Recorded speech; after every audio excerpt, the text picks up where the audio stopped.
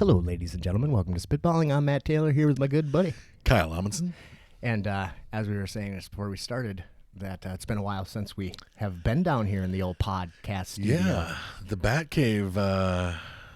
It felt. I didn't realize how long it had been. Yeah. I came Well, it's in, been I'm like 3 months since we've been down here. Weird. So you were saying just before we started that you just came from the gym, but you don't have the BO. Yeah, I'm not much of a BO guy. Sometimes I can tell if I've eaten if I've eaten raw onions or something like that, yeah. or but I don't. I think that's kind of surfacey though. You know how you get rid of that? Like if you have that, if you eat it seems like whenever I go to a sub place, I always have that onion smell on my hand. Yeah. But if you take tinfoil and you wipe your hands with tinfoil, it will take away the onion smell. Now, if I chew the tinfoil, will it get rid of onion breath? Yeah, but you'll be like, ow, ow, the entire time.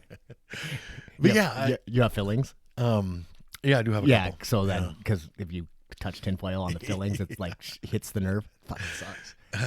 Fuck. And it just freaks people out. I don't feel like I ever have BO either. I work out, when I work out pretty hard and I'm all fucking smelly. And I take a shower afterward, but I don't wear deodorant. I don't use scented soaps. You don't even wear deodorant? Really? Never. I guess I shouldn't say never. There have been maybe 5 times in the last few years where I've been working at 9th Street and been like, I'm gonna run and put some deodorant on quick. Cause that's close kind. But yeah, usually no. I don't even wear deodorant and I don't use any kind of scented soaps and I don't use fucking aftershave or any of that stuff. Yeah, because I sit next to you all the time and I don't smell you. You go to jiu-jitsu and you're not Stinky Matt. That's yeah. impressive. You gotta keep your gi clean and stuff like that. I feel like if you I feel like we're doing ourselves a disservice by covering up our natural smell. We are there.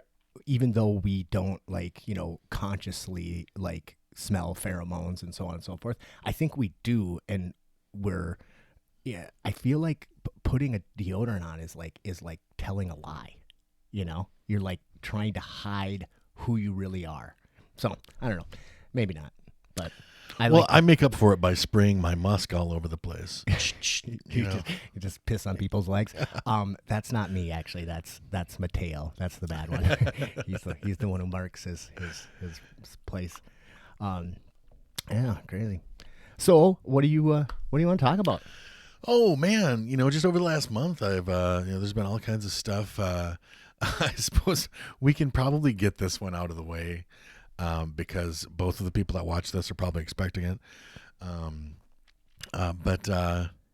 So there was some stuff a week ago today, I believe it was, at the Capitol. March, protest, riot, attempted insurrection / coup, that was some wild shit. Now, I wasn't as alarmed as I think a lot of people were, because I didn't feel like, anything crazy was going to come. But there's still people that are like, oh, just hold on, a couple of days here, shit's going to pop off. Yeah, well, no, it's not.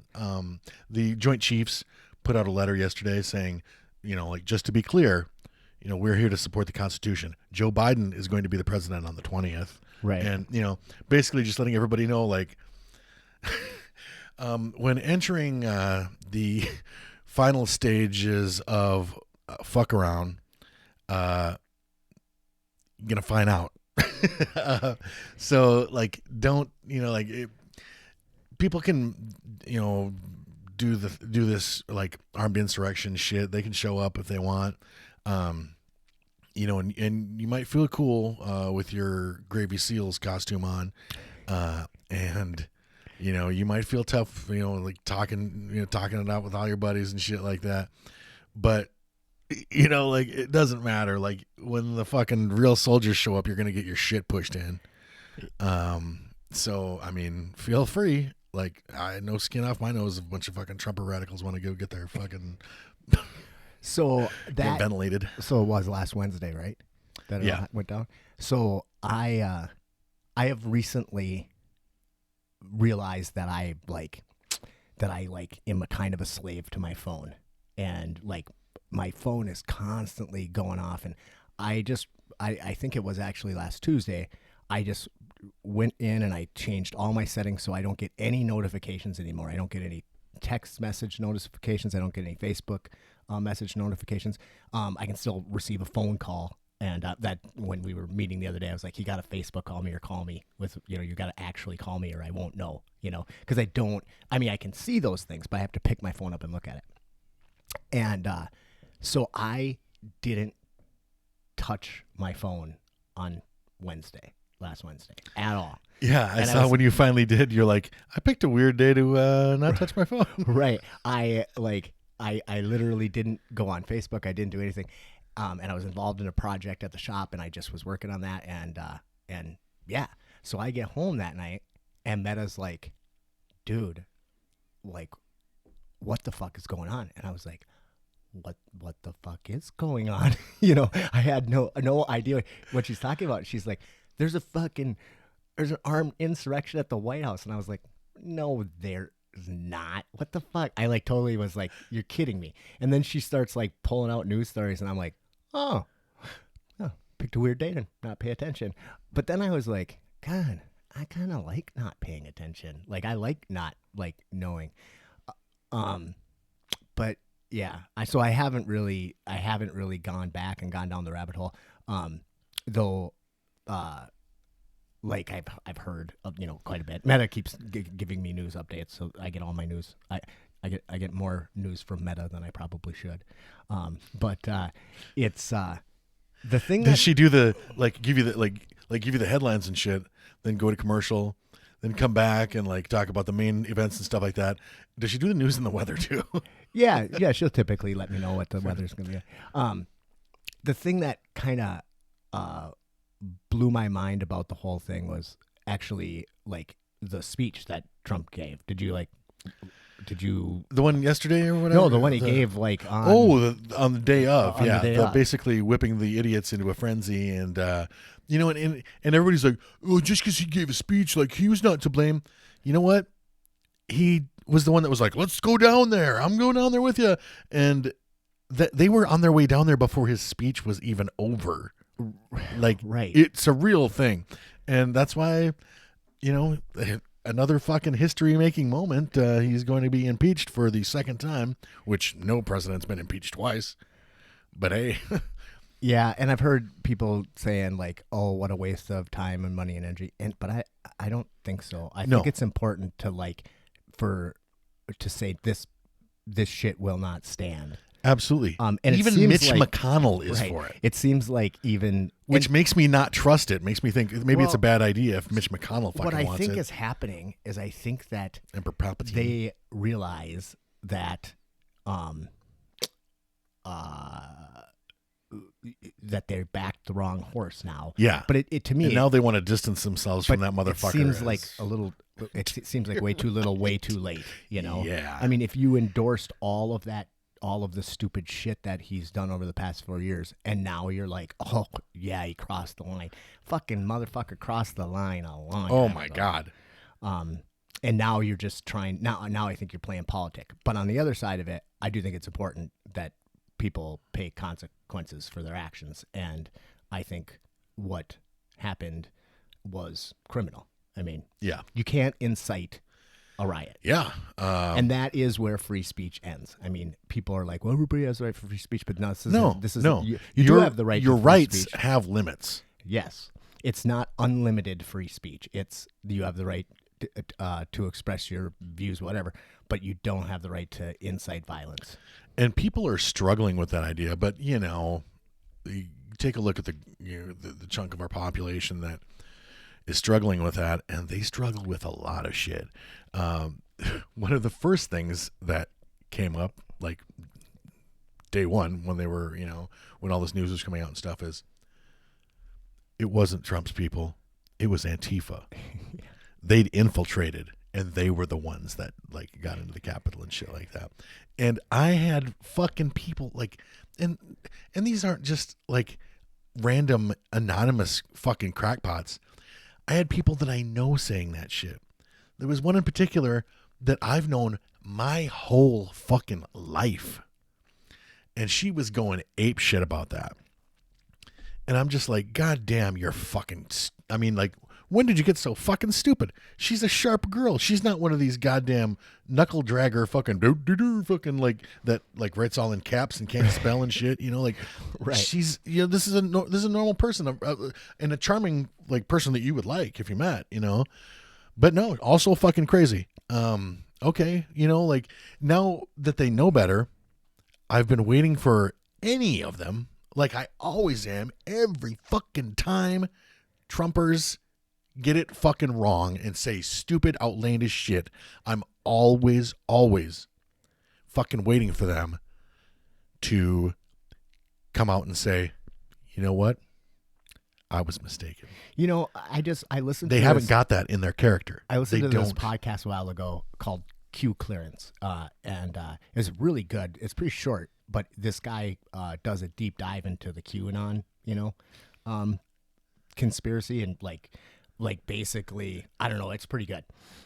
But it was really interesting because he was like saying, yes, there are a portion of these people that are just fucking dumb as stumps, but there's another group of them that are really intelligent, that are really, but that still have like drank the Kool-Aid, and those are the ones that are so dangerous that you like, they're using their intelligence in like such a bad way, to justify all these crazy conspiracies. Because I mean, it's a leap, to say the least.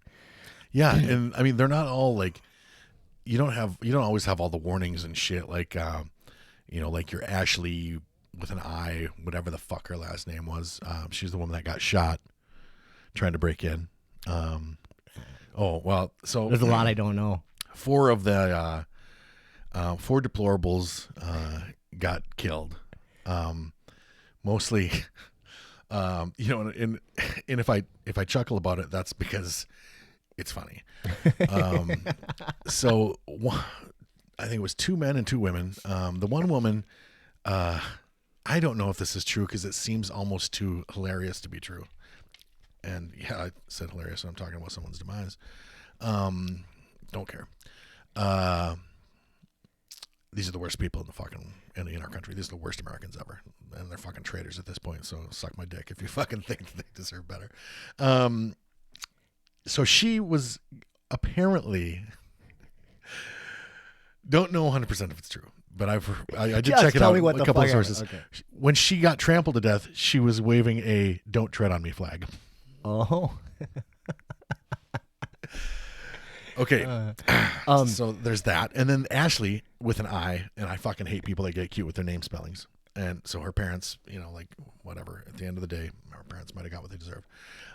So Ashley with an I, whatever her last name was, she was definitely like, I mean, she probably had mental health problems. She'd had multiple like domestics and shit like that. Like she was volatile.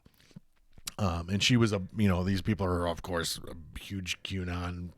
How do you even say that? QAnon. Yeah. She's conspiracy theory nut job.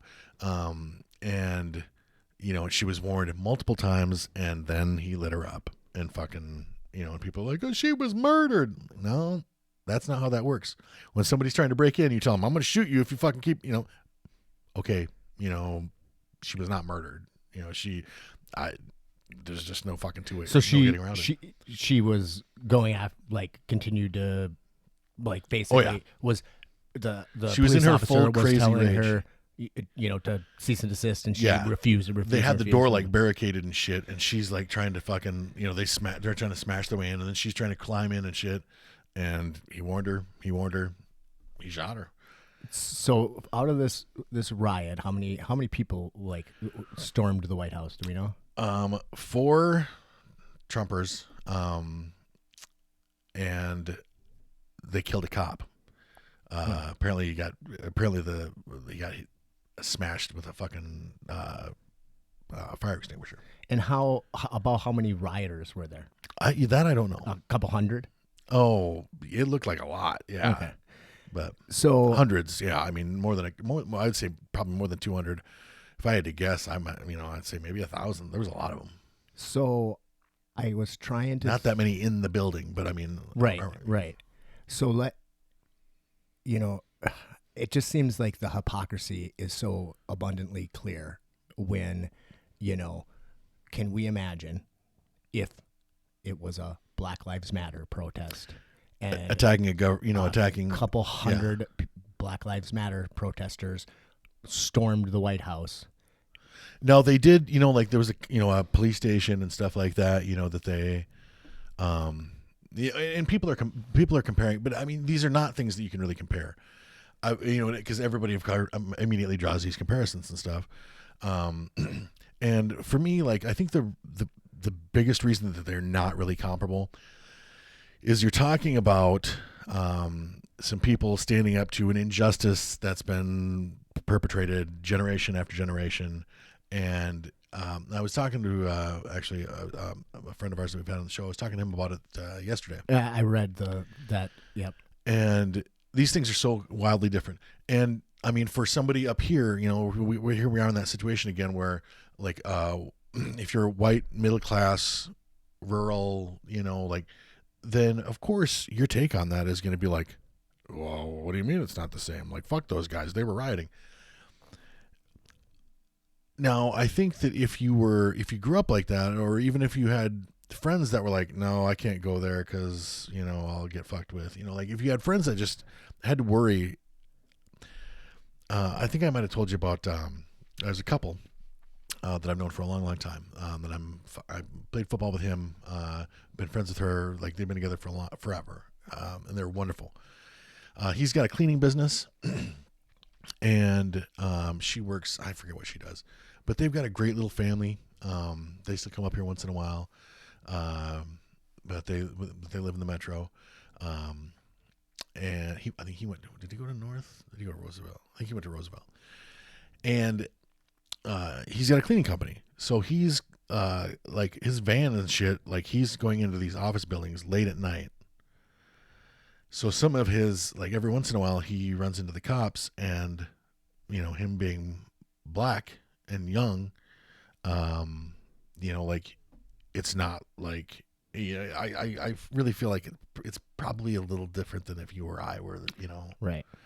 I mean, I guess she worries all the fucking time. She has to right. worry now. She's got, and she worries about their kids, like anybody would, like these things are not worries that, like if you don't have these worries, or you haven't taken the time to understand these worries, of course you don't understand, the having to worry about your spouse or your child or whatever, just being shot,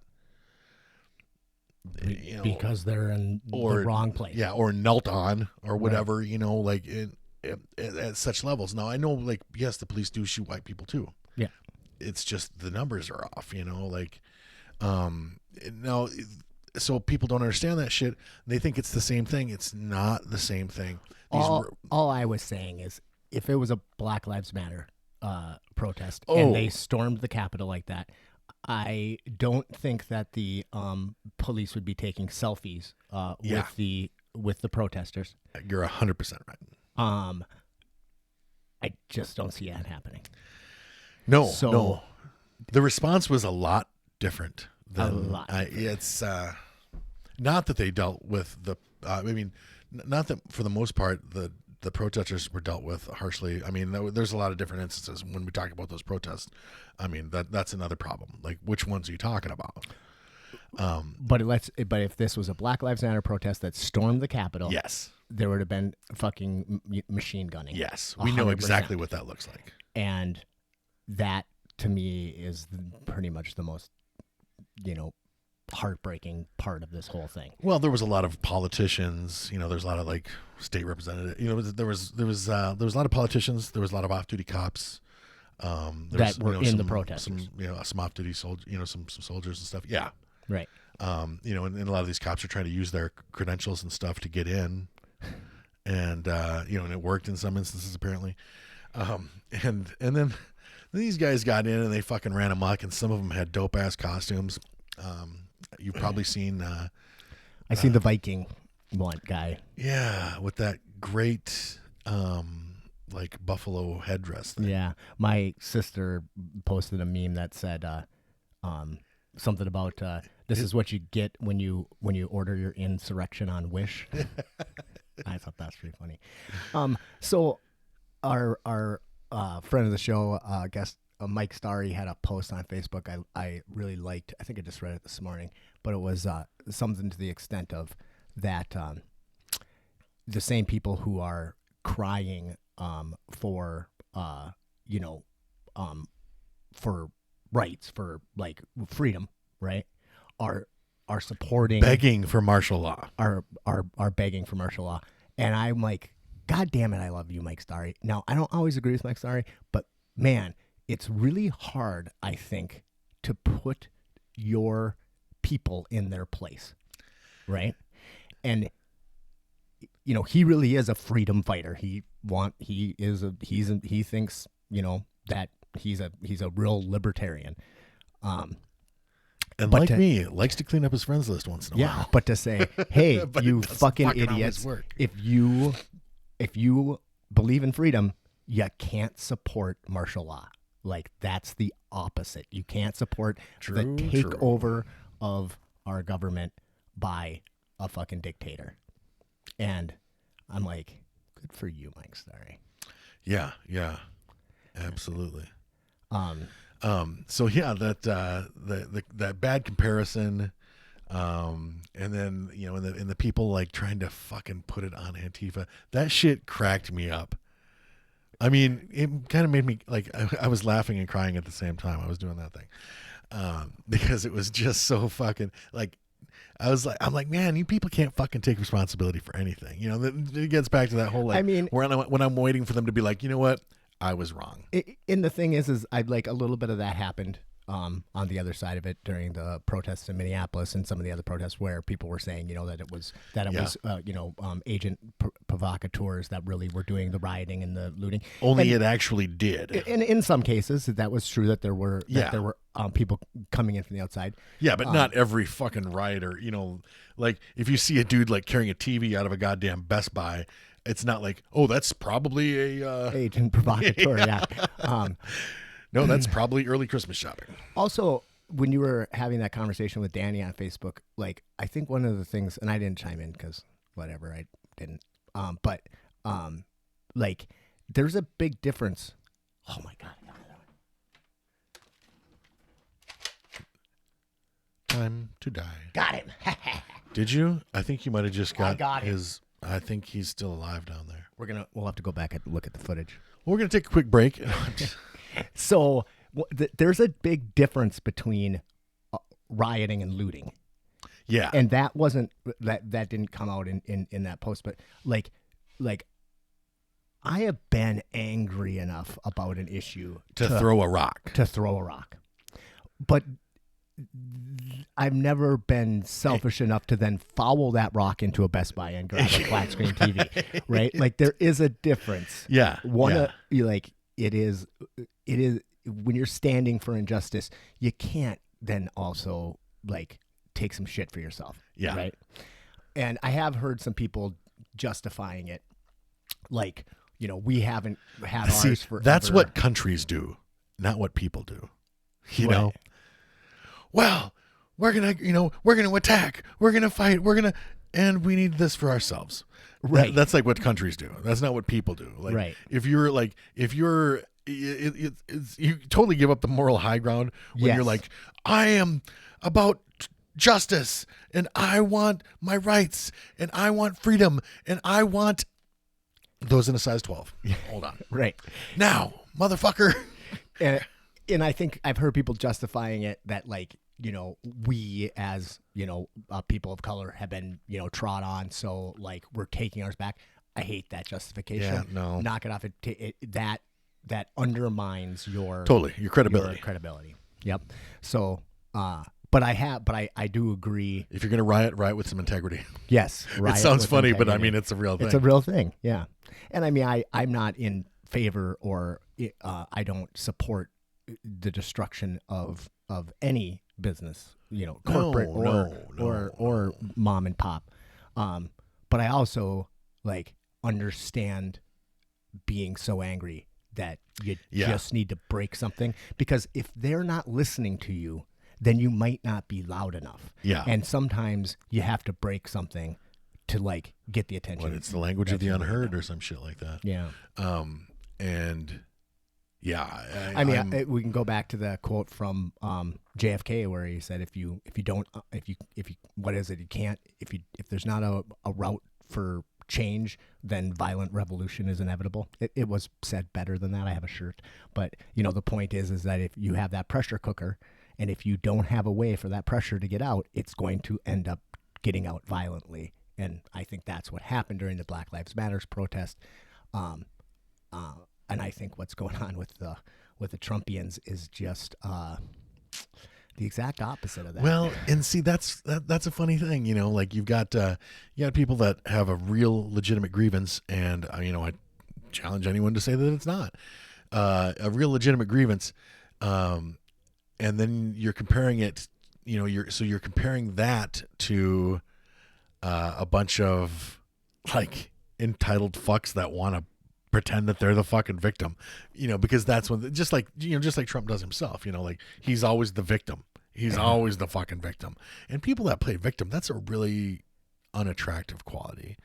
The worst. Yeah. And it's not any more attractive when there's fucking millions of you.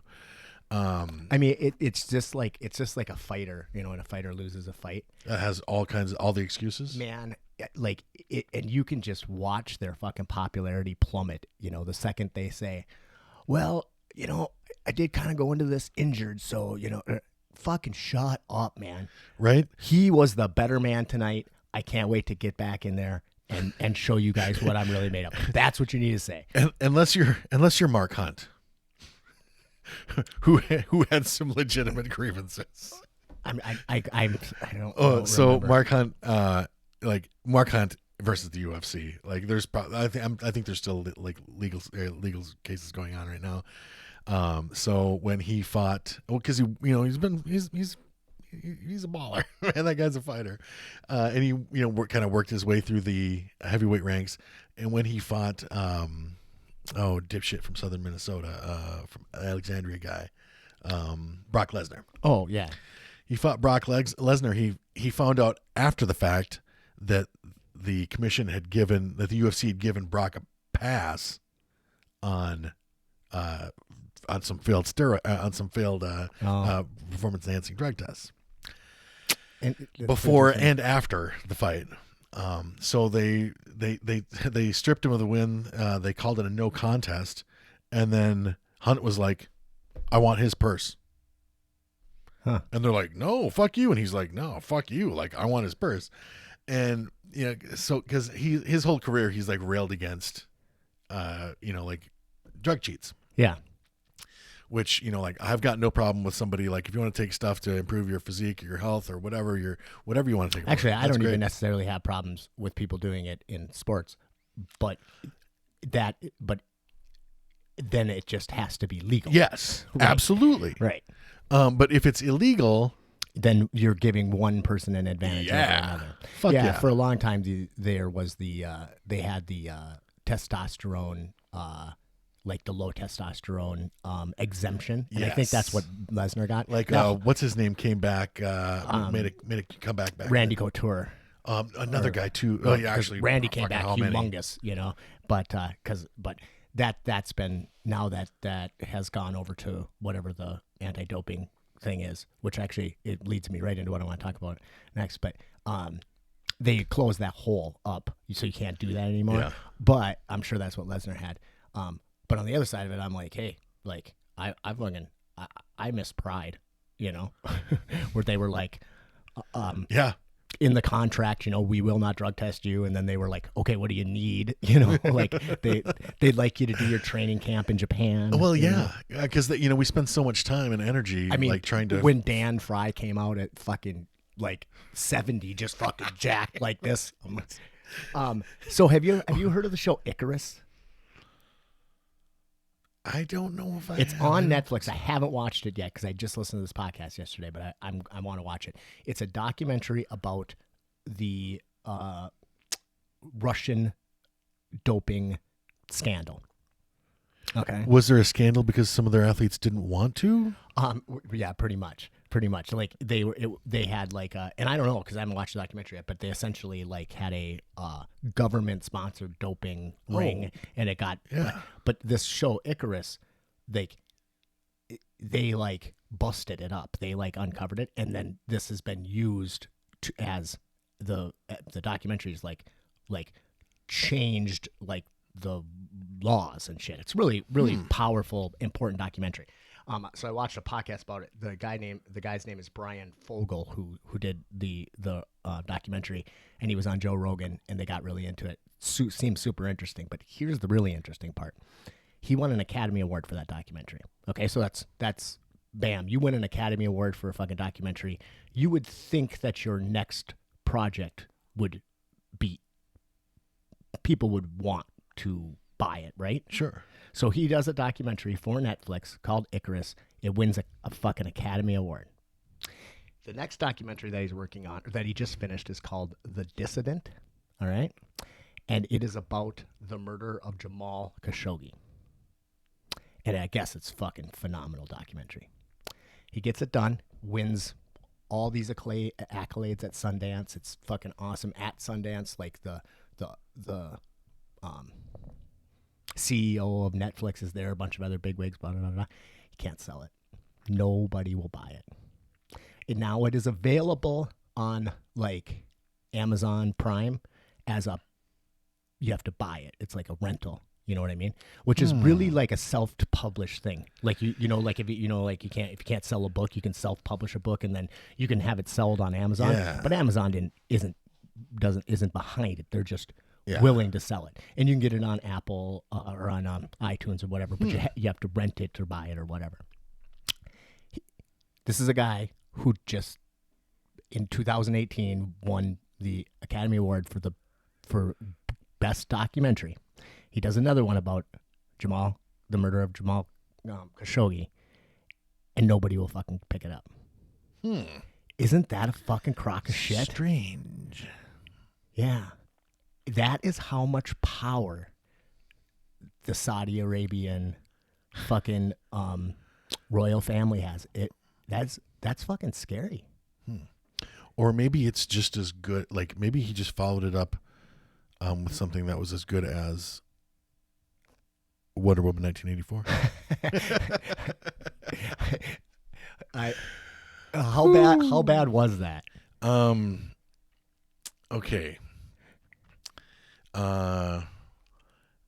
If you wanted me to watch that movie again, if I could choose between watching that movie again or spending that 2 hours and 40 minutes repeatedly slamming my fucking balls in a car door, give me the keys. I'll take the car door. That reminds me of the old. Do you remember I remember when I was a kid, we had Cheech and Chong tapes. You know, like we never. I don't think I ever Eddie saw Murphy Delirious on tape. Yeah, and on all tape. That shit. But I just remember one where they were doing some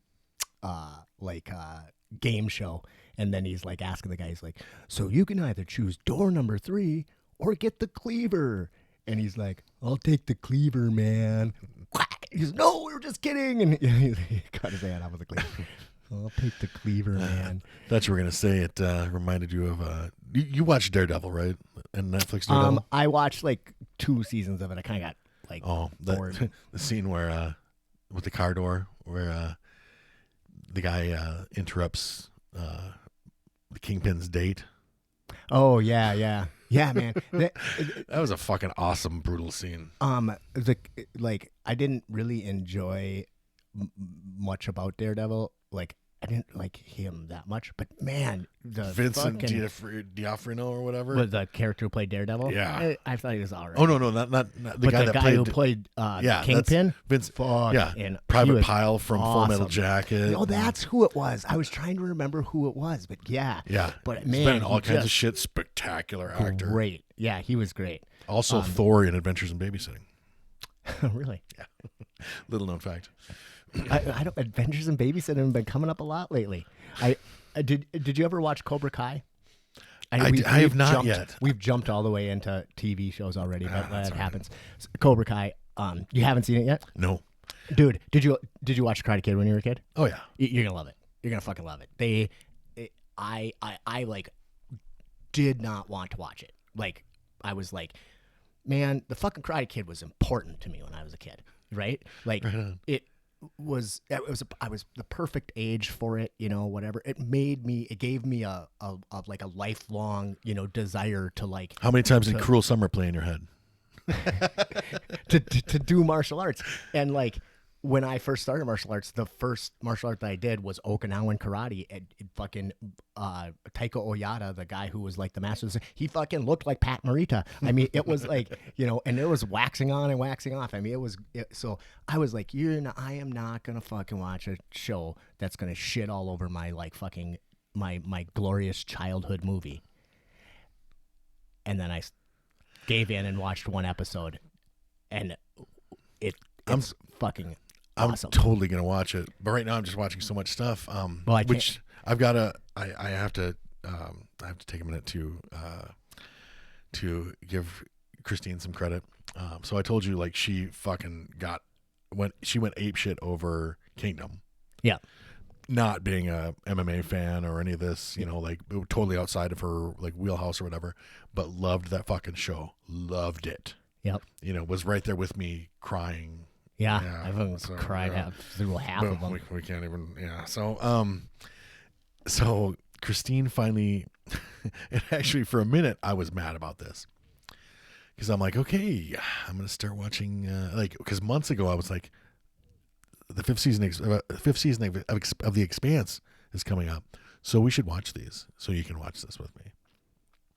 Not feeling it. Too geeky, too sci-fi for her. Yeah. So I do think The Expanse is. I mean, it takes a certain. I love it. I think it's phenomenal, but like, I don't think it's for everybody. No, probably not. Yeah, there's probably somebody out there that doesn't like it. So after there was enough episodes out there, because they started with 3 or whatever, and I waited beyond that even, I was like, okay, it's time. I'm going to start watching season 5. And then she was down. She was like, oh, well, I'll watch this. Like let's start with season 1. And I'm like, fuck, like now I've got to fucking wait. But she's interested enough that we burned through a couple of episodes a night. Where last night, we didn't finish it. We got past. She just saw one of my favorite scenes in that show altogether. Oh, it was season 3 episode, I want to say 6. You're not that guy. right. Yeah. And I'm that guy. That scene is just so fucking spectacular. It's best. So great.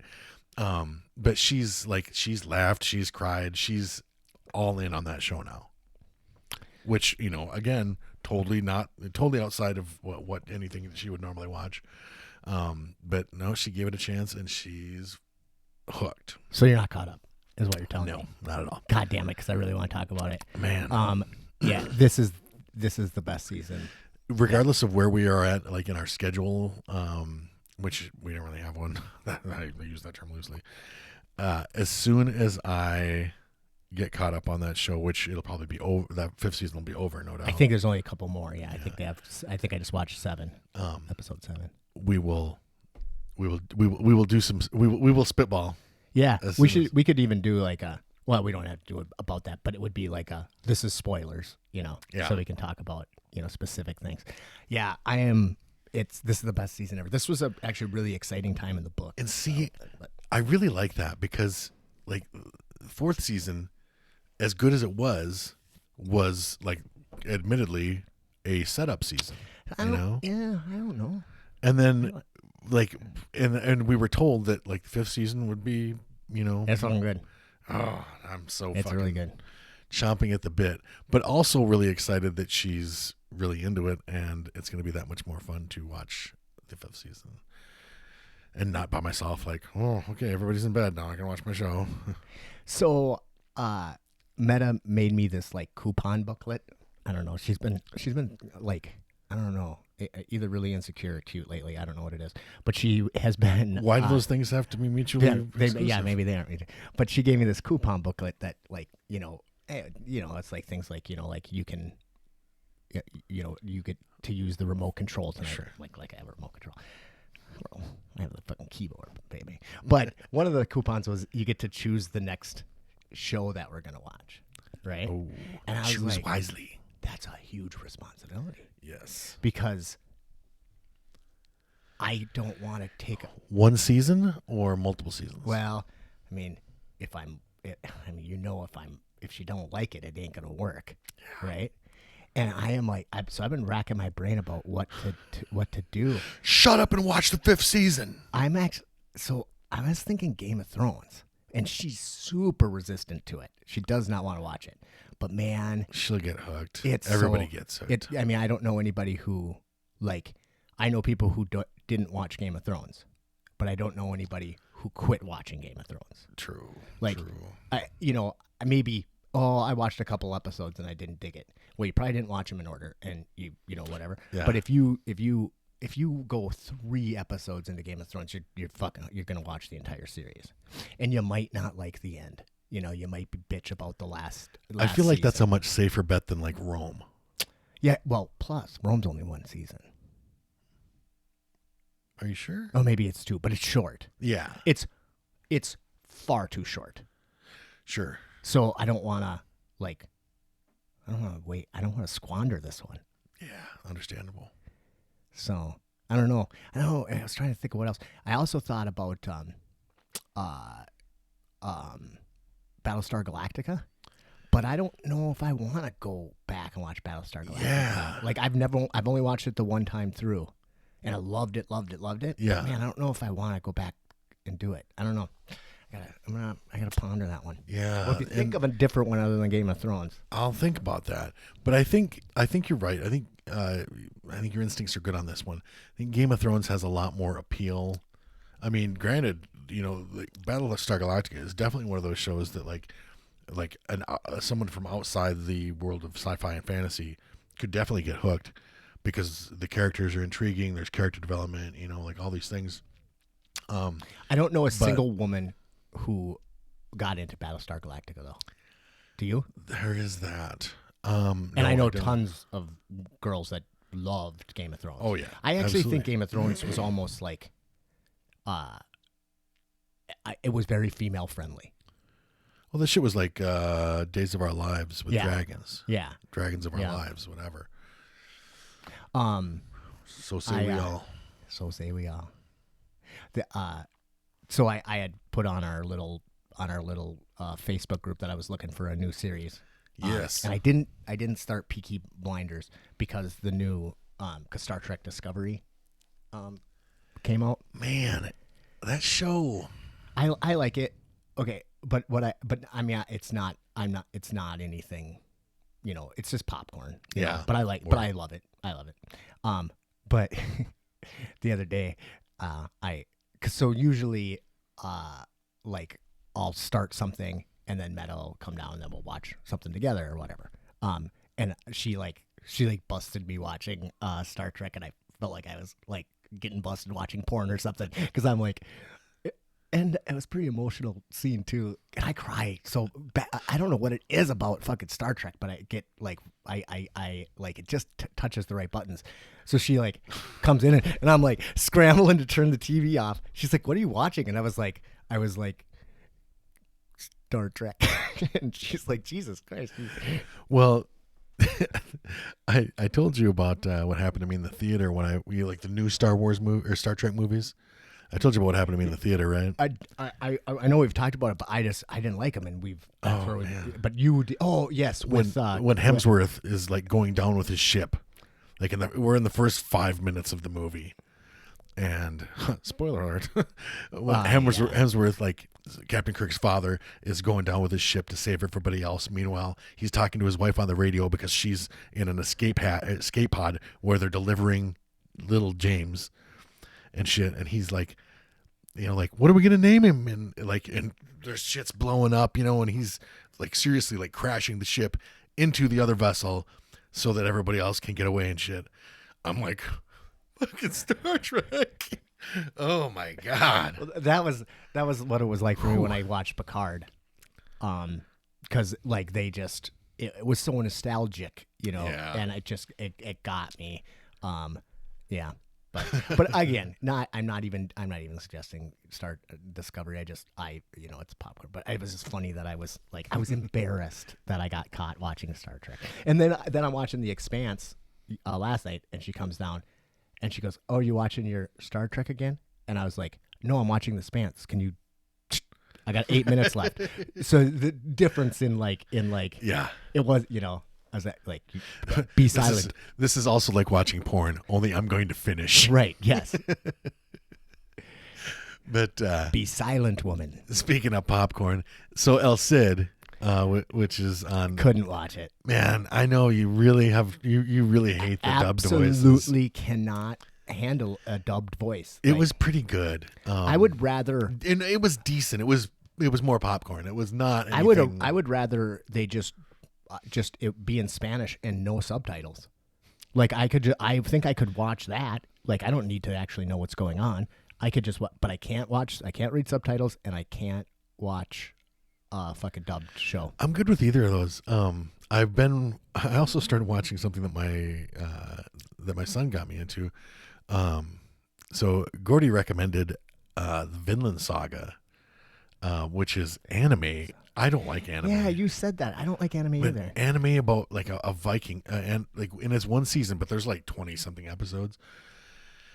A Viking show done in Japanese. Why wouldn't they? I mean, I guess that's not really any weirder than doing it in English. Yeah, right. But that's all subtitles, but it's pretty fucking good. And I'm, and that's something else like that I'm not really, I'm just, I'll watch a little bit of it here. Because sometimes if I watch something like that, like with Boo Boo around, he won't, he'll, he might actually be interested for a little bit. And because let me watch the 25 minute episode or something. Yeah, when Peyton was really young, I watched Band of Brothers. Yeah. I got the DVD set, because back in the day, we didn't have HBO or whatever it was on. That DVD set was expensive. It was. Yeah, I think I got it I think somebody gave it to me for my birthday or whatever. But fucking I loved that thing. Oh fuck, it was so good. I mean, I think I watched it, a half a dozen times, and then actually I gave it to my dad. And like as he was kind of starting to slip, but he watched it a bunch too. He loved it. Anyway, but Peyton was glued to it. As he was pretty young then, under 2, and but he loved all the explosions and everything. He would sit there and just watch it with me. So I think I fucked him up. I think I discovered last night that, and this is weird, and I kind of judge him for it. Do I love him less? Maybe. Boo Boo seems to prefer Bellator to UFC. Oh. Yeah. I don't know why. I can't figure it out. Yeah. Better looking ring girls. Could be. I was thinking if you really got into that Japanese anime, that'd be awesome because then Boo Boo would grow up speaking Japanese. Right? As opposed to right now where he speaks nothing. Yeah. Well, I shouldn't say he doesn't speak anything. I get the distinct impression that he really, as much as I want him to start speaking English, he wants me to start speaking whatever the fuck it is that he speaks. So you're gonna, a battle of wills. You'll grow up speaking the Nell, Right. twanging in the wind. All of a sudden, I'm speaking Belter. Oh, God, that is one of the Beltalada. That is one of the best things in the Expanse is how awesome they are with the belter speak. It's well, and I know you don't love this show, but it's just like Firefly, because I never watched. They have this fucking like this bastardized, like there's a lot of Chinese and fucking like what they speak is not, they don't just speak English. They speak this Creole, of fucking, then some of then there's some Chinese in Belter in like in the Belter language and stuff too. And it's just a cool. But I love it. And it almost sounds like they're kind of baby talking, but but it's badass, you know? And, and then like Miller, you never heard Miller talk like that because Miller was a wannabe earther. Right. Yeah. I don't know. It's good though. And I was just thinking about Blade Runner. Remember in Blade Runner that they had like a Creole language, Japanese, and kind of interesting. But I mean, that's the way it goes. Yeah, and they even explain it a little bit in the best version of the original Blade Runner, which was the one with the narration. Yeah, because like the director's cut, they took the narration out, and that fucking kind of ruined it for me. Yeah. Man, it's been a really long time since I've seen Blade Runner, but yes. Yeah, so Harrison Ford narrates it. I can think of the opening scene. That's when he talks about the and that gave it a more like kind of like noir cop show. Kinda, Yeah. Yep. And I fucking loved it. And I'm like, why the fuck would you ever take that out? That's funny. Rutger Hauer showed up in the I don't know what season it was of True Blood though. And I don't remember that. Oh yeah, he's like it doesn't fucking matter. Like talk about popcorn, but he was like he's like Sookie's fairy god grandfather or something like that. Okay, gotcha. But he shows up in there, and I was like, oh my god, that's Rutger Hauer, and it's probably the highest budget thing he's been in 40 years. Yeah, because God, he's been in some garbage. God, but I was that's Blade Runner, man. Okay, Lady Hawk, I appreciate Lady Hawk. Lady Hawk was great. Like it was a really bad movie, but like Lady it holds Hawk, a special place in my heart. Lady Hawk probably wasn't great. No, I remember it as great. Great, fucking like Captain Navarre. Oh, what Michelle a fucking Pfeiffer, badass! Yeah, Michelle. I thought she was the hottest human ever. Yeah, Matthew Broderick. That wasn't a good movie. No, it was a bad movie. But like just like a lot of that shit, like for the time. I mean, I guess probably Beastmaster also probably wasn't well done. But still, one that I will like. How much do I love Beastmaster? Well, how much do I still love Beastmaster? You still have the outfit yeah. Now, unfortunately, my tiger that I spray painted black died from cancer. but I still have his carcass around too. What were the guys that were like that wore the S&M masks? Oh, the Jun, Jesus, the barbarians. Yeah, those are the Jun. But they wore the S&M masks. I mean that show. Oh my god! And the like benevolent moth people that would like envelop you when they're in their wings and like liquefy you or whatever. And I think there was so much homoeroticism in that movie too. Like just there was, which I mean, of course, as a little kid, it didn't register. Watching it now, I can just imagine. Well, that's just like just like the Road Warrior. Like as a kid, you're watching it and you're like, that's what we're gonna wear in the future. Check. Like okay, whatever. So I'm gonna fucking have a mohawk and wear leather and shit. Like that's cool. Yeah, totally. But fucking Beastmaster, and I don't know if you ever did you ever see Hawk the Slayer? Just what you. I mean, I don't know if I ever did, but I mean, I've watched what you sent me. It's so fucking bad. Oh, horrible! But it was the closest, and it's free on Amazon right now. Jack Palance playing the bad guy. Who, of course, he was playing the good guy. It's not fucking Curly's Gold. But that fucking movie was awful. But it was so, by a lot, the closest thing to like Dungeons and Dragons.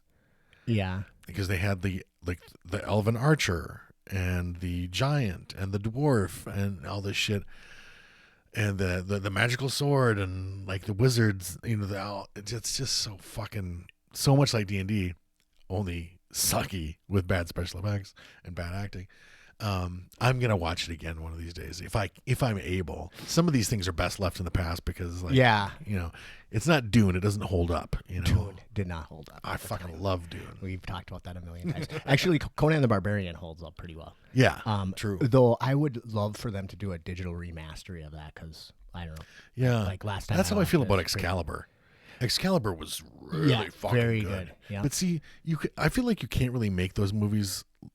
Like nowadays, Excalibur is closer to like Game of Thrones in like who it's trying to appeal to. Like it's made for grown-ups. Yeah. Now, if you made Excalibur the movie, you'd have to figure in like the toys that are going to be in Happy Meals and stuff like that. It would suck. And people just don't appreciate that. Like that shit was a little more sophisticated back, like the Three Musketeers and the Four Musketeers, from like 1980 or whatever. Those, like, I don't think a lot of people would really enjoy that much if they. I mean, Richard Chamberlain, Michael York, fucking that. I wasn't a big fan. Oh my God! See, I love those. They're amazing. And part of it was the fight choreography because each of them had their own unique style. And then it was written for grown-ups and shit. It was a little, it was clever and witty and, I really liked Man in the Iron Mask. That was my favorite adaptation of the Three Musketeers. It was pretty good. I really appreciated Gerard Depardieu. Yes. Yeah, he was good. Forgive me. My favorite, I didn't want to lose track of Excalibur. I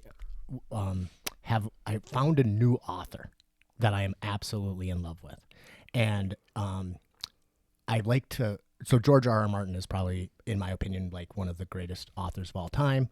Except the motherfucker can't finish books, but he does. He has a lot of.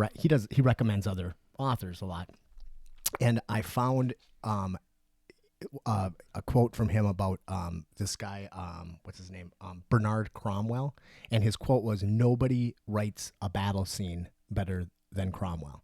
And I was like, interesting. I wonder what's going on. So I was looking, and I started off with a well, it was 3 books, but it was about King Arthur. Or is that his real name? Because that's awesome. I don't know, but man, the guy's prolific. He's written a shit pile of books. But it started off with the Arthurian legend. Yeah.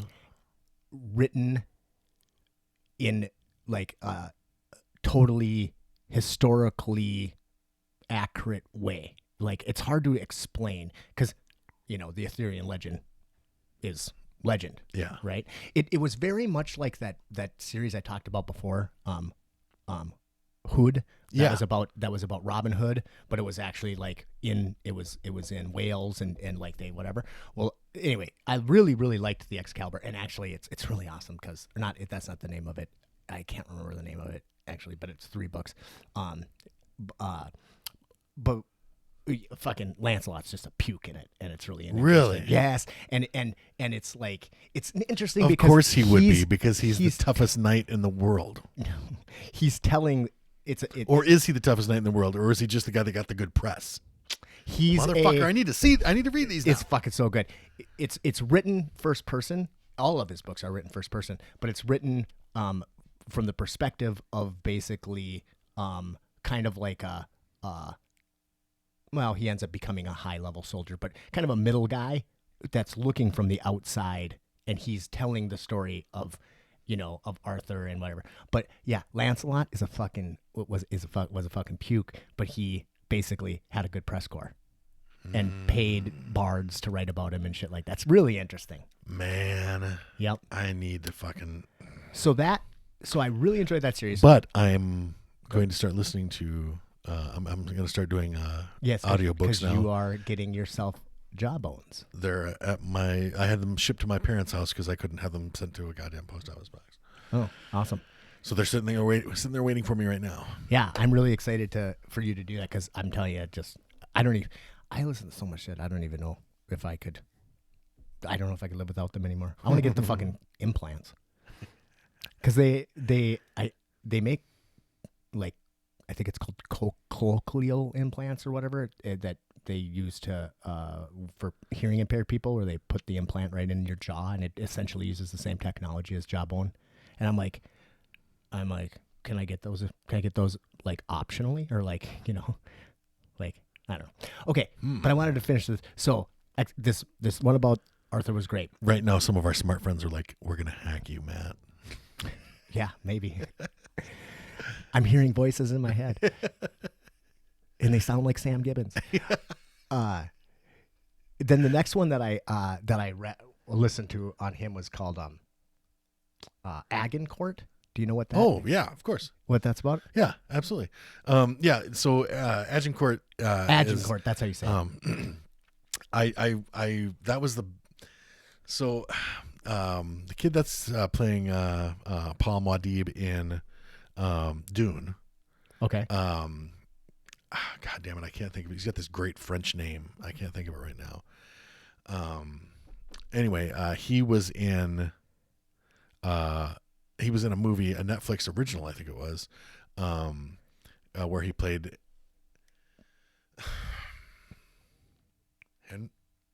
Henry V? Yeah. Right. Yeah. So I get Henry V, Henry VIII mixed up, but Henry V is the Agincourt guy. Okay. And what the Shakespearean play was about. God damn it! I'm gonna have to think of that. I'm gonna have to figure it out. So anyway, half the movie is the Battle of Agincourt, and he is really fucking like they did a nice job with it. Overall, yeah, it's a tough one, but I mean the thing is like it's Timothée Chalamet. Okay, the history is hard for Agincourt because it's layered with so much myth and a lot of it is like shit that people don't really people really wouldn't give a fuck about. One of the things that they did well if I remember my history correctly, one of the things they did well in the movie is terrain. Yeah. Right. So which was huge in Agincourt. I mean, probably. Muddy, yep. Shitty fucking slide down, make it tough for the heavy cavalry and shit. Yeah, because what happened? It was in the fall, so they had plowed, right? They had the fall plow, and in the fall you plow deep, right? And in the spring you plow shallow, essentially. So they were like on a like a slope, and the slope was plowed, and then it rained like a shit ton, and it made the battle just fucking impossible. So this book, it's really good, but like the Battle of Agincourt is one of those things that is like, I mean, it's what Henry V is about, the Shakespeare play. It has just a shit pile of stuff. So he didn't like tell the story of Agincourt. He told the story of one bowman. And it drills down into that one person's experience at Agincourt. And it's so good. And in Agincourt, that was the first time that bowmen were used on a mass scale, and it changed warfare forever. Because before that, bows were used. They've been used since the dawn of time.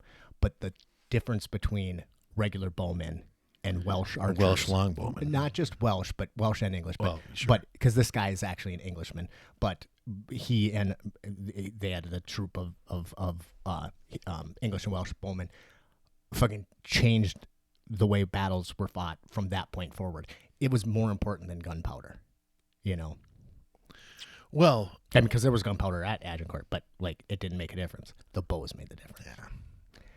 Well, I mean, how many like up until a certain point, like even I was watching something about was it Cortez? And this historian maintained, and I think rightfully so, that too much has been made of gunpowder. When you talk about Cortez versus, for sure. The Aztec Empire. They definitely used gunpowder. I mean, obviously, but it was more of the fear factor of the gunpowder than it was the actual effectiveness of gunpowder. The horses apparently were way more important than gunpowder. You know what the real fucking secret weapon was? Disease. Actually, yes, but no. They have one more thing okay. So they had armor, right? They had horses. They had gunpowder, and they had dogs. Dogs. Yes. No, most people don't even realize how important these things were, but the Spanish conquistadors had battle dogs, and they were like wolfhounds and fucking mastiffs, and they were armored, and they were fucking ferocious, and they terrified. It's like my worst nightmare. I read a book a long time ago. God, I love that book too. About Cortez and the Aztecs, and oh my God, the fucking dogs were terrifying. I'll bet. And they were they basically ate human. That's how they fucking ate. So they would go in just, oh God damn, scary as fuck. Can you imagine? Can you imagine a 240-pound fucking mastiff that's fucking got armor on him and just, oh my God. Yeah. They thought they were panthers. That's the only thing that they thought they were some kind of mutated panthers. Yeah. And the horses, they had no idea. They were like, what the fuck? They actually thought big weird llamas. Well, actually, the Spaniards were really clever about that. They would try not to let any of the natives see them mount or dismount. So they think they were like centaurs or something. They thought they were one creature. Yep. Man, see, it's hard to wrap your with the internet and anything. It's really hard to wrap our minds around what it must have been like to encounter such foreign, such alien opposition like right. that. I mean, would be. It's literally. It would be the terrifying. It would be fucking a fucking spaceship landing in Brainerd. See, I'm trying to figure out what and I've been thinking about this for days because I've heard it before, and then the other day it just kind of stuck with me. How actually, and it was on the fucking Expanse. So I think Holden said something about how the natives, when explorers got to the New World, the natives couldn't see the ships because it was so far out of their experience. Interesting. That they didn't register. This is it sounds good, but that is fucking weird to me, and I don't know if I understand that. So I'm going to try to. I'm gonna do a little research, and I'm gonna try to figure out what exactly that means. Yeah, I kind of hear what he's saying. I don't. Yeah, but only kind of not enough for me to buy in. Also, also, come on now. They all died. So right. Who are you gonna ask? Who are you gonna ask? Yeah. And there wasn't. Besides, who asked him? What do you see? Am I invisible? Oh, you're invisible. But I think the concept of it being so far outside, so far removed from anything that range of what you your experience, that you can't even see it. I mean, and it's interesting. If there's, but I mean, can you imagine over there? I can't see it. I can't even see it. Plus, I'm trying to show you this conscientious Republican. Plus, you so you see this thing, this creature that's what would it be? Probably 9 feet tall, standing 9 feet tall. Yeah. That has 4 legs, and then you take your fucking spear that is razor sharp, made of obsidian, razor sharp. Slice through anything, and you fucking throw it at him, and you hit that motherfucker square in the center of the chest, and it explodes, and he fucking charges you and cuts you down with a fucking sword. What? They're invincible. Or like seemingly calls lightning from the sky or something. We And have that then- noisy goddamn weapon Yep. of his, and all this stuff. Just And you don't, damn. and so it's like it's Dogs, horses, fucking. and then you're laying there on the ground, and then a fucking giant dog comes over and eats your guts. I mean, it would be absolutely terrifying. So how could we put ourselves in that situation? I mean, the only equivalent is like fucking aliens showing up, and even then, well, depends like, on what would they look show like. up in that we like? Because I think a lot of stuff we'd be like, oh, it's a UFO. Well, Yeah, until the giant spider comes out, and you're like, "It's a giant spider." Oh fuck, you know what I mean? yeah. I don't know, but yeah, it's hard to. You also gotta. By the way, does UFO strike you as weird? Because like, well, it's a UFO. Clearly, you've identified it. You just called it UFO. So, Are we? Is this like the Heisenberg, unpredictably principle? Fuck that one up. So, did I say Heiselman? I don't even know. And you have no idea what I'm talking about. no, So perfect. Not at all. Sam will get it, and then he can explain it to both of us. Yeah, I forgot what we were talking about. Just that it was that. Yeah, how terrifying that how must have terrifying. Oh, the last thing about that is just that also like we have like this broad, base of reference. I mean, from television shows to whatever, we know that there are all these different cultures around the world. But can you imagine if your entire world, most natives called themselves the people. Yeah. In different whatever, but they considered themselves all of the people and their circle. And there were outsiders, right? But they weren't people, right? They were different, but we are the entire world. And then all of a sudden this fucking shit happens, And Yeah. but I don't want to make it sound like the that they weren't like advanced because it doesn't make them sound ignorant or anything. It just like But I mean, the Aztec Empire was the greatest, and may not even have been the greatest empire in America at the time, but it was by far the greatest empire in the world at the time. Like they had an incredibly advanced, they had astronomy. They had fucking super yeah. advanced. They just didn't have They had technology. drugs. I mean, not technology like they Like we would, yeah. like their the technology Europeans was a had. lot different than ours. Yes, and really they didn't have steel, and that was the big. Game changer. Yep, it's Thulsa Doom, man. He fucking knew it. That was a Conan the Barbarian reference. Oh, by now they know. They better. And then the last thing, I know I'm stuck on this Bernard Cromwell thing, but then I started a new series by him called the Kingdom. Oddly, Is everything the kingdom? yeah, but or the Last Kingdom, I think is what it's called.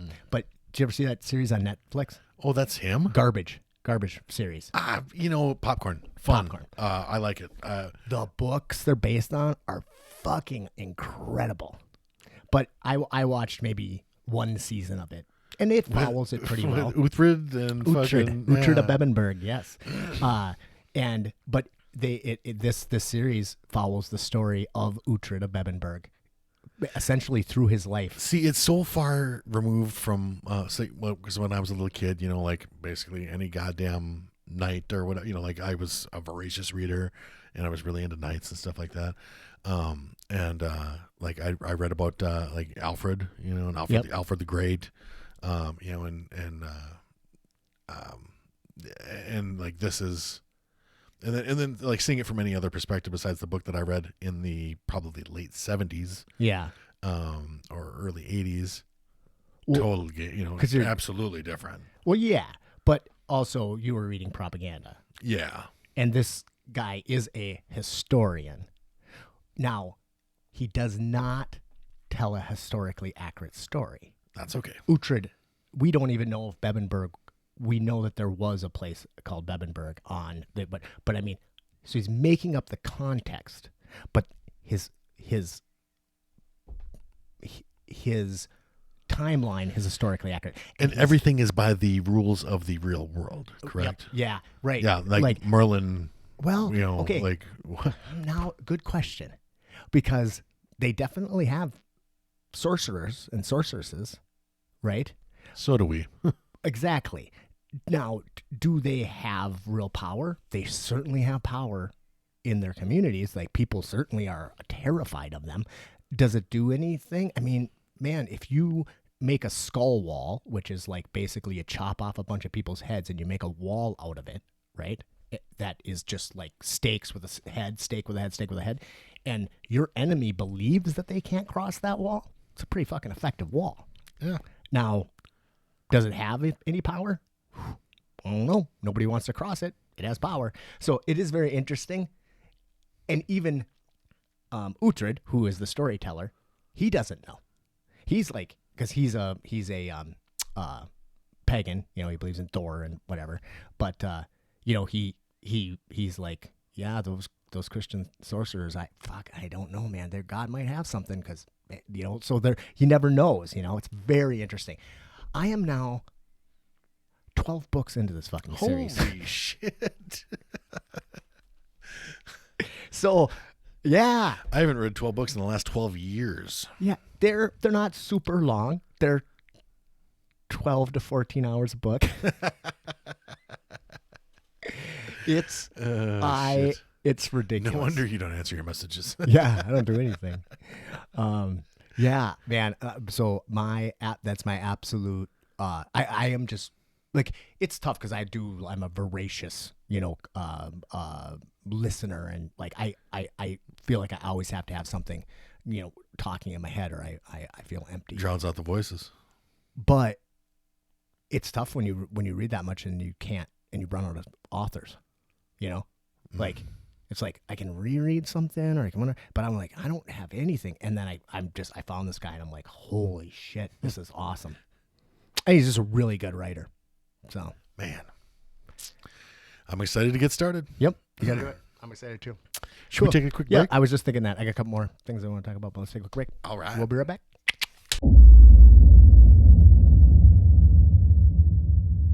Welcome back to Spitballing, ladies and gentlemen. I'm Matt Taylor here with my good buddy Kyle Amundsen.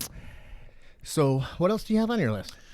I had a couple of things. One, although this seems almost trivial after the events of last Wednesday, but I want to talk about a little bit about pardons. Oh, okay. Because the president he pardoned those Blackwater guys that shot up that intersection in Fallujah, killed all those fucking people. Yeah, makes sense. And that got me, you know, in that, like, I'm like, why the fuck would he do that, you know? Because he's a fucking idiot. And just to thumb his nose at the UN and stuff.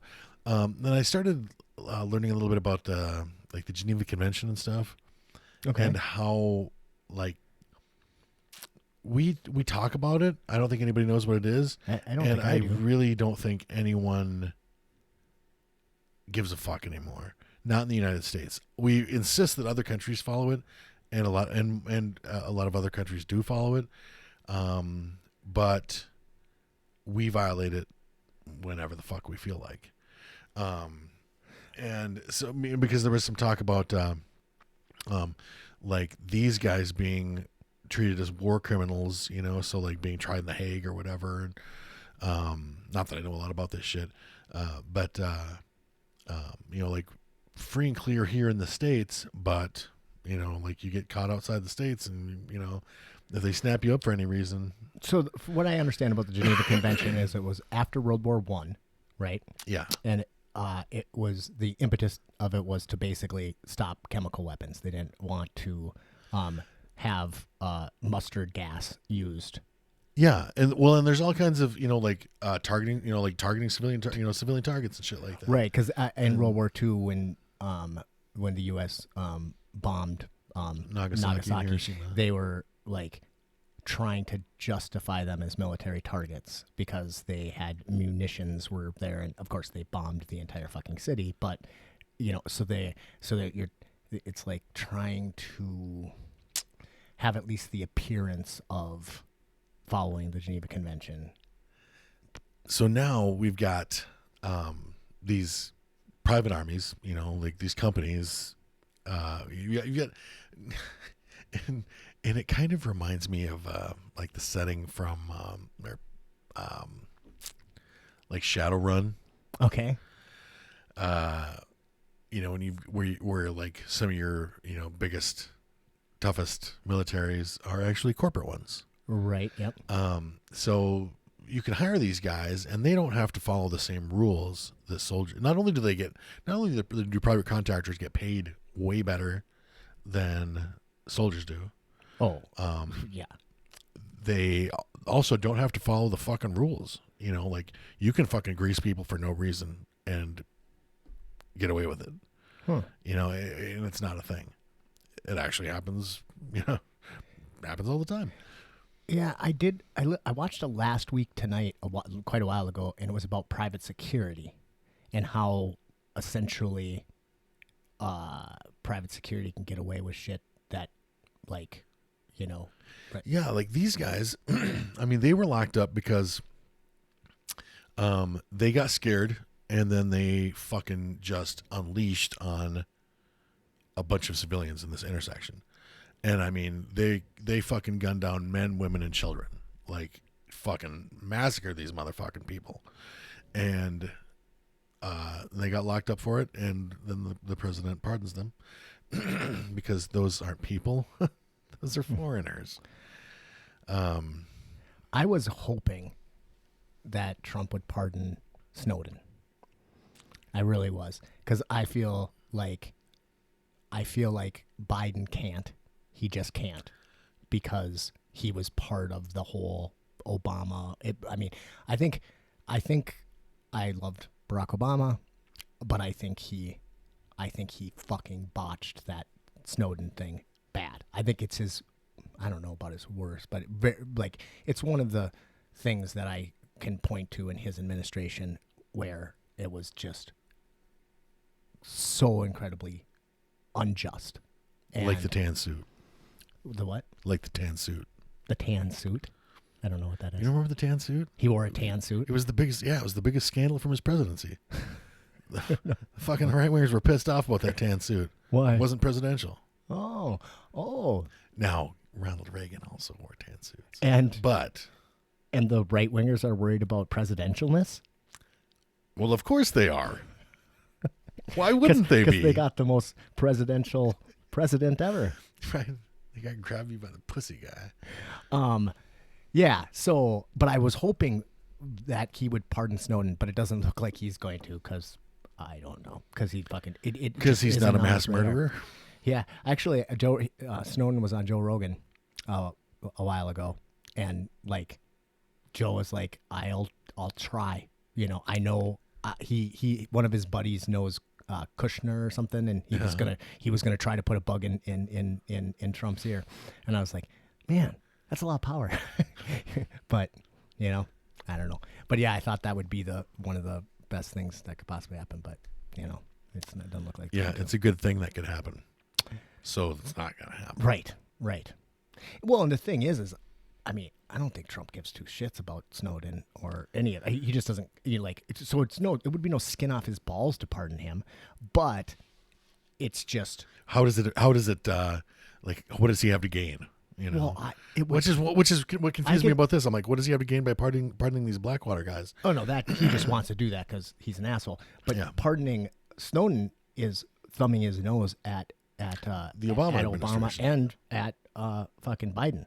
So I mean, it's in his best interest to pardon Snowden, and I fucking just wish he'd get on with it, but I don't think it's going to happen. I mean, I don't even understand exactly how it works. Like, if they do go through with the impeachment, does that he can't still pardon people? Like, I don't even know. Like, see, you would. It seems to me that it will drag on. It'll drag on till he's already out. Yeah.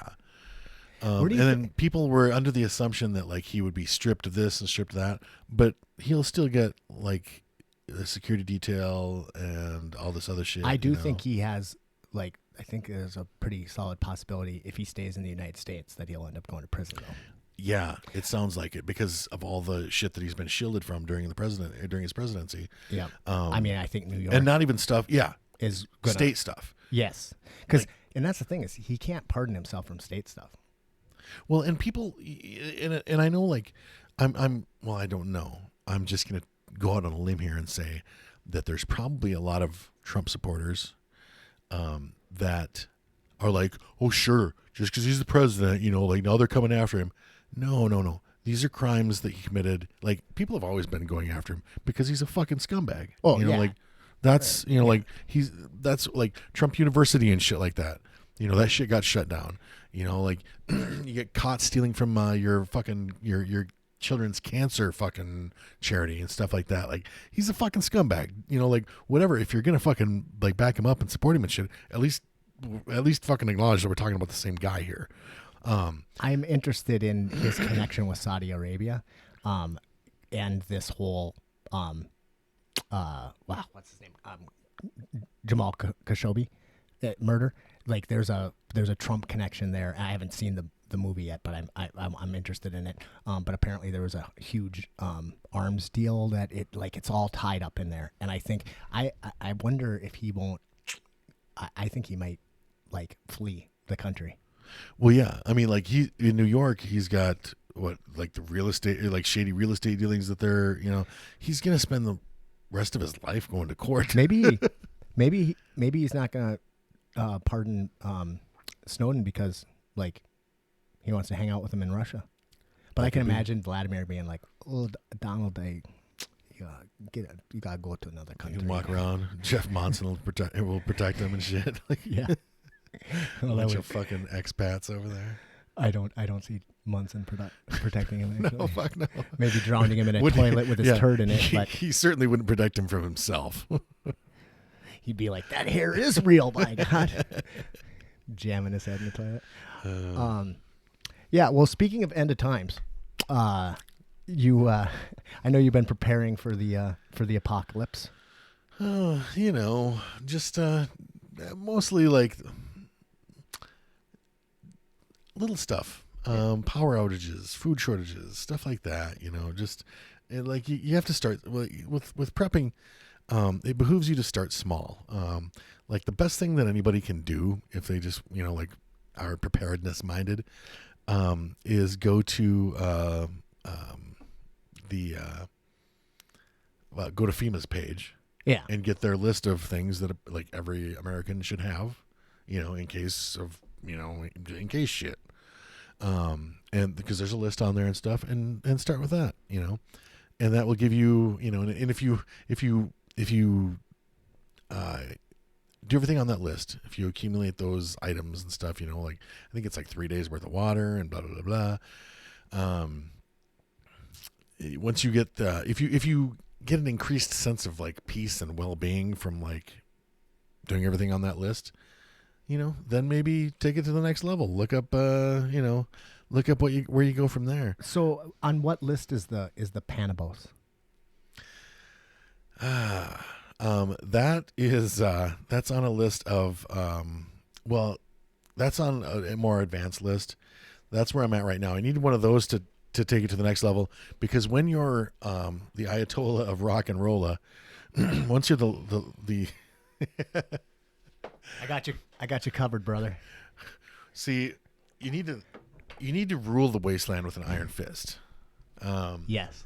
And every once in a while, you're gonna need to cut somebody's fucking head off.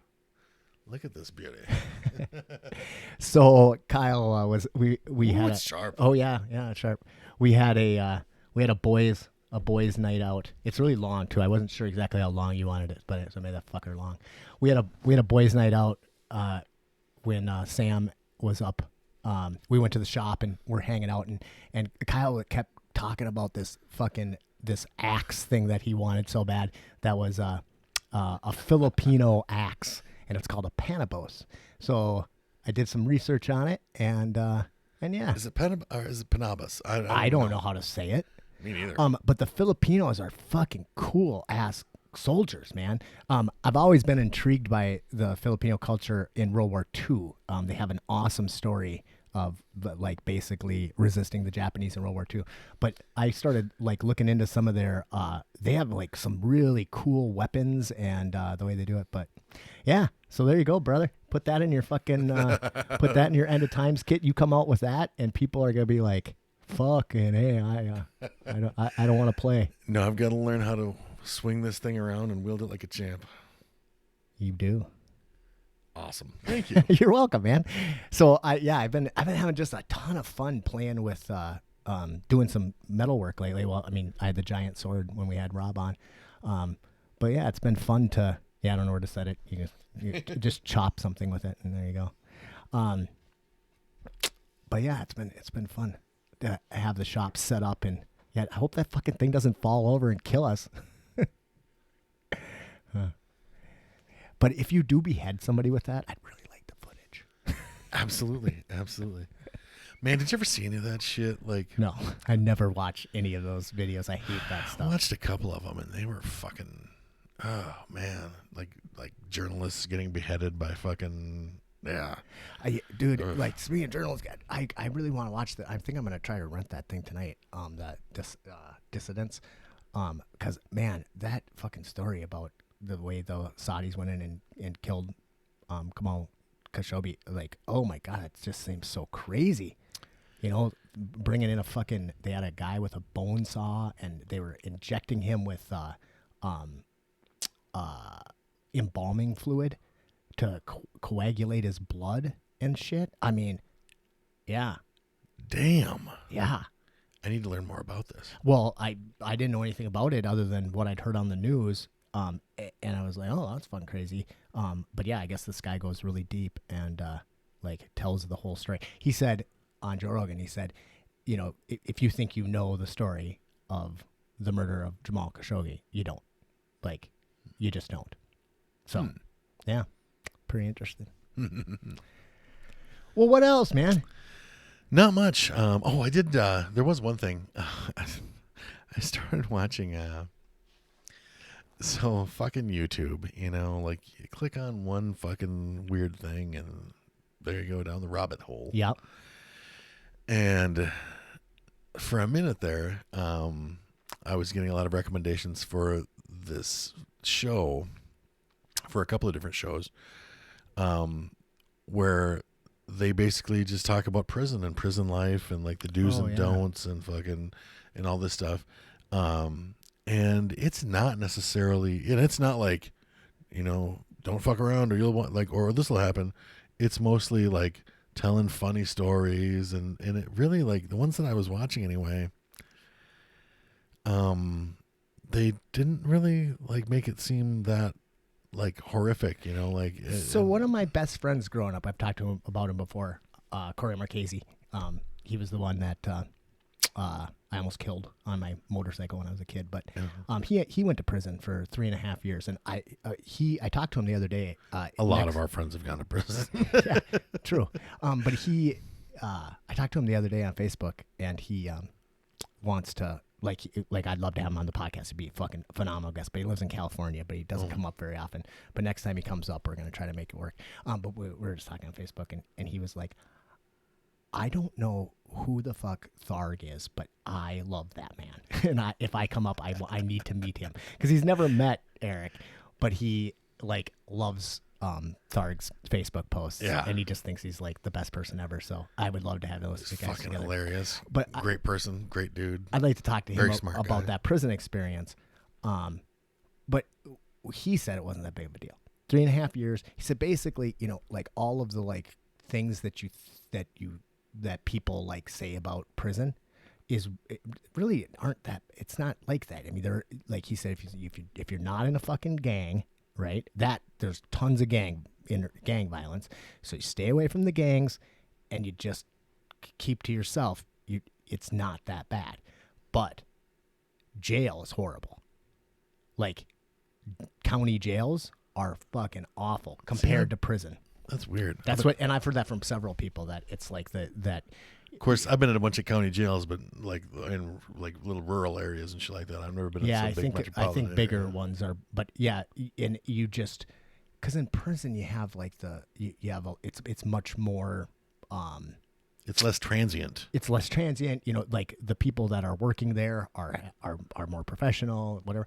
I don't know. I listened to a podcast about a kid that went into to juvie. He got like I don't know, got tricked essentially and went into the juvenile system, and that's awful. He would have been way better off just doing the prison time, and he'd be out and whatever. So I don't know. It's a fucked up deal. But yeah, I know a few people who have gone to prison, but yeah, it's weird. I guess I know a lot, but like a lot of them, like I kind of forget sometimes. You know, it's usually people like, oh yeah, I forgot you went to prison. You know, like, oh yeah, that was you. But you know, I mean, it's one of those things that like it's just like fucking going to jail. You know, when I was a little kid, if you told me like, you know, like, oh, you're gonna wind up getting arrested a few times in your life, I would have been like, oh no, that's for bad people. You know. Well, it depends on how little I was. Right. I mean, before you actually started getting arrested all the right. time. By the age of 12, I think I would have been like, yeah, more than likely. Though I never really have. I mean, other than when I was a kid, you know, like, I mean, I never went to jail, but I mean, I got arrested a bunch of times. See, I never got arrested. I never got arrested before I was an adult. Yeah. And then, but then I've been on the straight and narrow since then, which is good. But yeah, easy, you know, easy fucking thing to happen. Like, you know, you fuck up and oops, you know, like. Well, it almost happened to me the other day, which is a story I'm not going to tell. Fair enough. Also, Christine wanted me to thank you, like, for in front of everyone for all your help with the projects and stuff. I love it. She has been killing it. Yeah. You know, doubled her space at the store and then awesome. Ran that little contest. Seriously, like when she was like, well, I want to give away like a gift certificate or something, you know, for people, you know, we'll do like a little raffle or whatever, people that share. Yeah, I saw that. Yeah. And we were like, what? Do you think you can get like 20 shares? 250 shares later, you know. Really? Okay. Fucking wow. I didn't pay that close of attention to it, but I did see you guys did a little video, right? Did you do a video? Yeah. Yeah. Yep. Yeah. I think that's great. I didn't see it though. And I'm so fucking narcissistic. It was a video of us doing a little raffle for our. I mean, it's not. I didn't win any Academy Awards for it or anything like that. Well, nobody will pick up your next raffle. But yeah, I need to fucking step up my raffle game. Maybe take some acting classes. You know. Well, dude, I was saying before. I think I talked about this on the podcast. Maybe not. But Meta and I made a bunch of. I don't know. They were like Christmas tree shelves. Yeah. We just did it out of like scrap lumber. And sold the shit out of them. Yeah. Or waffled the shit out of them. Waffled the shit out of them. Yes, it's that waffle. I did talk about it with that. But I just had so much fun doing the waffling. Like that. I'm like, I was just telling her the other day, I'm like, you got to give me another project. Another easy one because I want to do more waffling. And so, yeah, it's fun. It was fun to fuck around. All right. Cool. Well, I guess that's all we got for you guys. We don't again know when we're going to be back, but we'll be back soon, and hopefully, have some new and exciting guests, and maybe some old friends. And yeah. I wanted to try to get the doctor on when he came up, but yeah, he was up for such a short time, and and I thought like as far as like repeat guests, I know we just had him on, but I wanted to get PJ on again to talk. Talk about opening up and like I just, of course, like every fucking time we have somebody on. After last time, I was like, oh, I should have asked him this. That was a fucking fun ass episode. Oh shit! Yes, it was. But he is so busy. Yeah. I talked to him the other day, and he's just fucking swamped and so busy. Like it's weird because Slice on Oak is, does pizza delivery or whatever. And I mean, nobody expected it to be that fucking crazy. I cannot believe the social, I've just people sharing that shit on social media and stuff like that. People are it's just really fucking going good. ape shit. It's really good. But yeah, I don't think they expected to be that busy. And then you got COVID, so then it's like, you think you're going to be less busy, but he's more busy than most people because they're doing pizza delivery. And I mean, I heard something about Domino's, like, Domino's has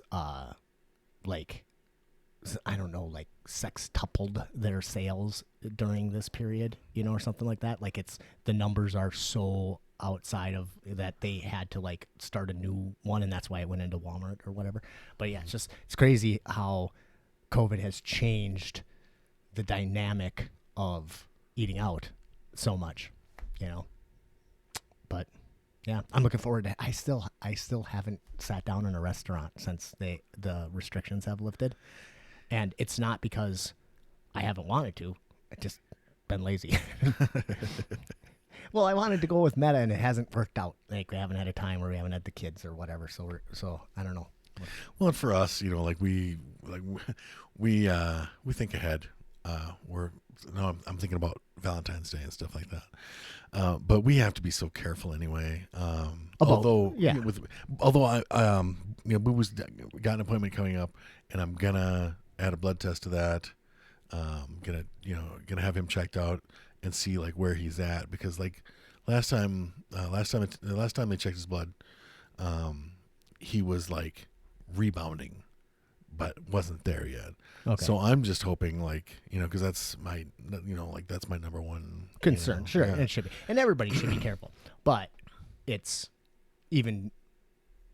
still. But there's nothing wrong with going out to eat either. Right. I mean, yeah. Like you have to live our life. You know, we have to live our lives. It's the fucking real world. I want to go to the Dunmires. I want to go to the 218. I need to get out to fucking Ernie's, and there's a lot of. I miss eating out a lot. Oh. And we talked about it with Rob, but it's just not the same getting takeout. I mean, it's great. I love it, but it's just not the same as sitting down in a restaurant and having somebody, you know, like bring you your food and fill up your drink, and miss it. Although I could stand to miss a few meals altogether, so I need to think about that. Right. Oh, fuck. Awesome. Okay, well, we will see you guys next time.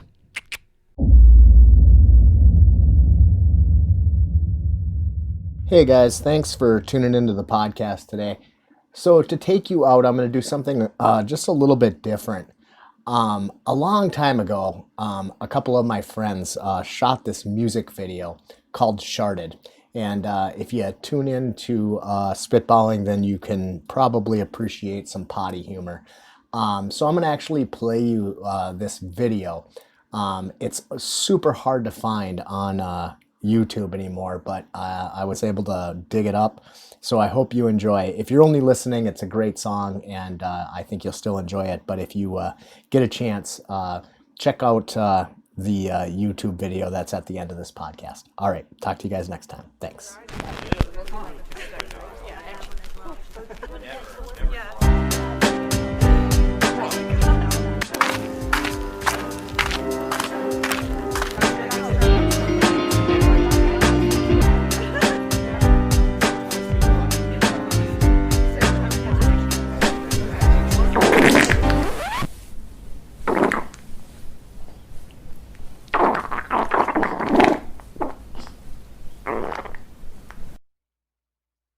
That's right, I shouted. Don't get so broken hearted, looking at me like I'm retarded. It ain't my fault, my butt cheeks parted. That's right, I shouted. Don't get so broken hearted, looking at me like I'm retarded. It ain't my fault, my butt cheeks parted. Red Nuts walks in and white trash at the party, while I'm sitting here sipping on Bacardi. Scares my girlie away because he calls her a slut. He says something freaky, starts touching my butt. Hey Throbbing, wouldn't mind if I slid in? I bet you wish that I was kidding. Man, I'm just joking, just giving you shit. There's some girlies over there that I got to get. How you get bitches with shit on your leg? Motherfucker, we ain't even opened the can. Hey Throbbing, you ain't got to yell it. Look at their faces, you know they smell it. Don't even trip, that was just a dude. Then why everything gotta smell like poop? It ain't my fault that I like to dance, and a little bit of dirt came out my pants. That's why I shouted. Don't get so broken hearted, looking at me like I'm retarded. It ain't my fault, my butt cheeks parted. That's why I shouted. Don't get so broken hearted, looking at me like I'm retarded. It ain't my fault, my butt cheeks parted. And come on man, we gotta compromise. Cause when you come around, it's the party's demise. You come through the door, it's painful as a tumor, scaring all the girls with your 6th grade humor. And Jesus Christ, son of motherfucking Mary, you know you shouldn't mix your beer with dairy. And what's she so mad about? It's only air. Oh hell no, there's something in there. Beer and dairy don't mix like two dicks and no bitch. I ain't got a problem with the way you get down, but yo, that shit make your red nuts brown. Don't get upset because I shot it in front of your women. Just think about the opportunities that you've been given. Ain't no way these bitches gonna wanna get with me. I act ridiculous and got shit streaks in my jeans. That's not the point, man. You really stink, and there ain't no way these bitches will even wanna finish up the drinks. Don't act like this hasn't happened before. This ain't the first time I had to pick your shit up off the floor. But now I'm guilty by association. I invited your ass to this celebration. Now these folks are all wondering what in tarnation. Somebody dropped a bomb in a party location. They have it sick with group saturation, and the body's getting thin because of your fecal infestation. I guess I should have gotten a place with better ventilation. But how was I to know about your evil creation? Shit, when I'm out of this, the party started, everyone the party is